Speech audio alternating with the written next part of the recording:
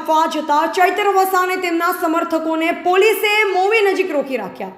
ડેડિયાપાડાના રાજકારણમાં ચાલી રહ્યા છે આરોપ પ્રત્યારોપ।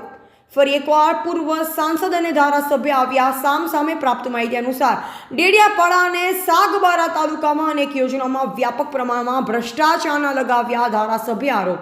જે તે યોજના અંતર્ગત જે તે ચૂંટાયેલ પ્રતિનિધિઓને વિશ્વાસમાં લીધા વગર જ બહારની એજન્સીઓને બારોબાર કામો આપી દીધા। જે બાબતે નર્મદા જિલ્લા કલેક્ટર કચેરી આવેદનપત્ર આપવા જતા ચૈત્ર વસાવા અને તેમના સમર્થકોને મૂવી ચોકડી નજીક નર્મદા જિલ્લા પોલીસ વહીવટીતંત્ર દ્વારા રોકવામાં આવ્યા હતા।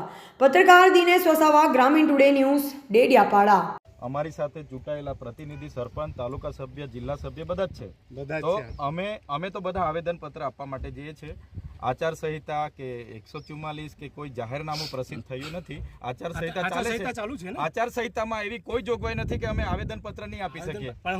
અમે આવેદનપત્ર એવું કોઈ 5 ગાડીનો કોઈ ઉલ્લેખ નથી। અમે 50 ગાડી લઈ જઈને બી આવેદનપત્ર આપી શકીએ છીએ। તેમ છતાં અમે તમને એ વિનંતી કરીએ છીએ કે તમારા ઉપરી અધિકારીને વાત કરો, મોવી ઉભા રહીએ, મોવી ચર્ચા કરી લઈએ। આ રોડ છે, રોડ પર ટ્રાફિક થશે, એના કરતા ત્યાં આપણે જરા સાઈડમાં કરો બધા। ના અહીંયા બીજી 2 મિનિટ ખાલી છે, અહીંયા બીજી કોઈ જગ્યા નથી। આપણી ત્યાં જગ્યા છે, આ બાજુ ત્યાં આપણે ઉભા રહીએ। તમારા પાછળ તમે પણ સાથે ચાલો, તમારા ઉપરી અધિકારી અમારા જે પોઈન્ટ છે એથી આગળ વાત કરી લો ને, વાત કરી લો। તો અમે તો જવાના છે, તમારી જવાના છે। ટેવ પડી ગઈ છે વારે ઘડે પછી અમે તો જવાના છે। અરે વાત કરી લો તમે। હવે કઈ ગુનો કર્યો છે ઓપ્શન મૂકે નહીં તો અમે તો જવાના છે। બધા જ જવાના પોઈન્ટ તમારે છે, ઉપરો અધિકારીને વાત કરો। હા ભરી વાત કરો, મૂવી આપણે સાઈડ પર ઊભા રહીને ચર્ચા કરી લઈએ। હા ભરી અમારે રજૂઆત બી નહીં કરવાની સાહેબ, બજેટની વાત છે।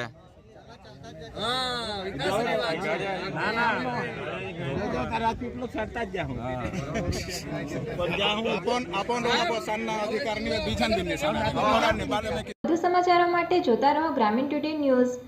ગ્રામીણ ટુડે ન્યૂઝને લાઇક, શેર અને સબસ્ક્રાઇબ કરો।